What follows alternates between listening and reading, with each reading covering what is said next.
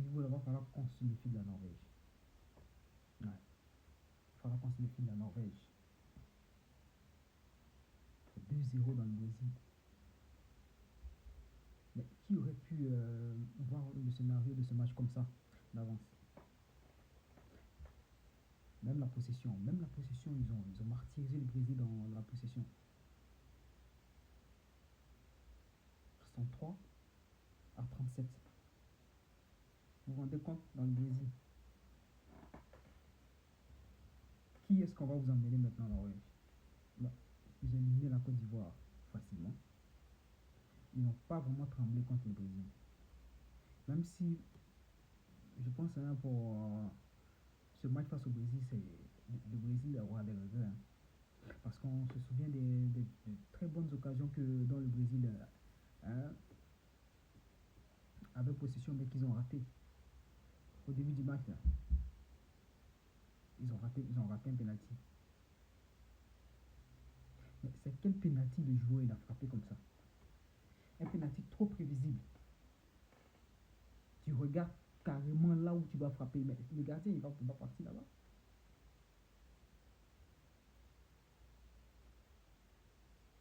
Vous imaginez c'était Neymar qui avait eu ce penalty là.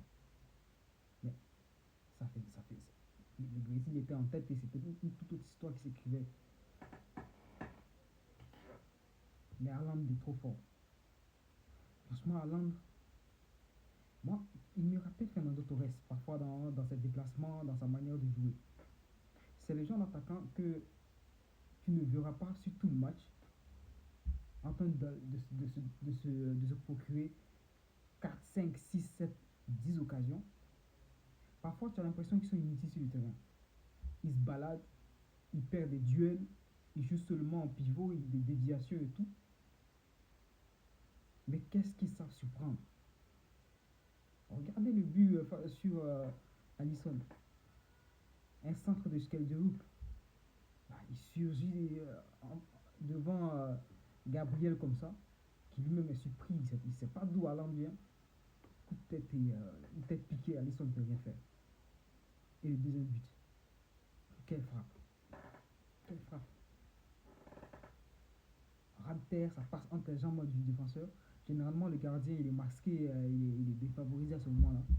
Et ça fait but, quoi.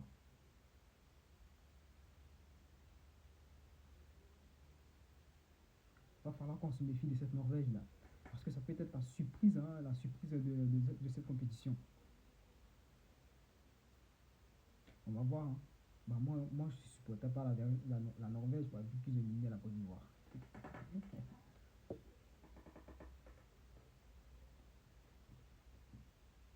Ouais. Bah, dans tous les cas, même Vinicius à la fin du match, lors de l'interview de Erling Haaland, il n'a pas pu contenir son admiration. Bah, il est venu saluer Haaland, quoi. Vinicius Junior. C'est dire à quel point il a vraiment marqué hein, les esprits au cours de ce match. Et ça fait déjà pour lui 7 buts hein, à égalité avec Lionel Messi. Et Kylian Mbappé. Franchement, chapeau.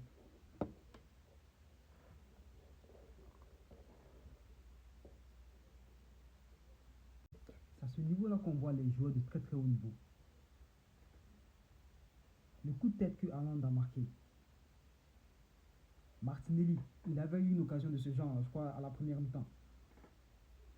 Ou dans les débuts de la première période. Un centre en cloche là, tout seul, bah, il sautait lui-même, il replie son coup et le ballon il passe. Haaland, il se procure une même occasion de ce genre. Même beaucoup plus difficile parce que là, Martinelli s'est retrouvé tout seul. Alors qu'Haaland, il a dû bousculer, hein, surprendre le défenseur Gabriel quand même. Et comment il s'appelle là déjà, le gaucher là? Hendrik. Mais dès qu'il fait son entrée, tu fais ton entrée, dès que tu entres sur le terrain, Vinicius Junior t'envoie un extérieur du pied, tu te retrouves face au gardien. Même tous les supporters de Norvège avaient la main sur la tête. Les supporters du Brésil avaient les mains sur la bouche, en espérant, tout le monde s'attendait à un but au moins une frappe cadrée. Bah, ils s'en mêlent les pinceaux et finalement le ballon il part nulle part en fait.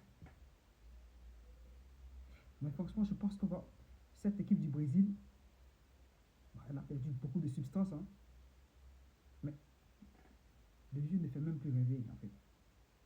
Depuis le début de la compétition, c'était difficile. On a vu face au Maroc.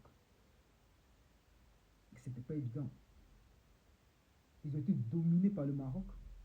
Ils ont dû s'en remettre à un exploit individuel de qui? De Vinicius Junior pour revenir au score.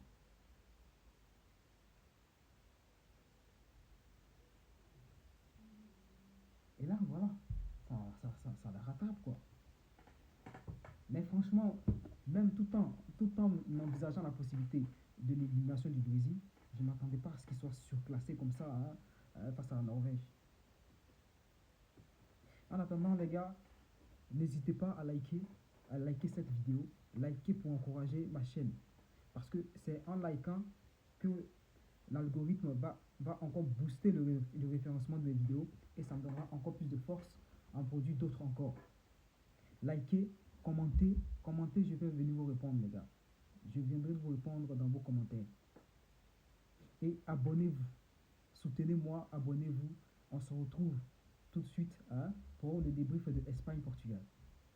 Dites-moi dans les commentaires qui pensez-vous va passer. Moi, je vois plutôt le Portugal. Parce que les confrontations directes, le Portugal, c'est une bête noire de l'Espagne. Ben, on verra.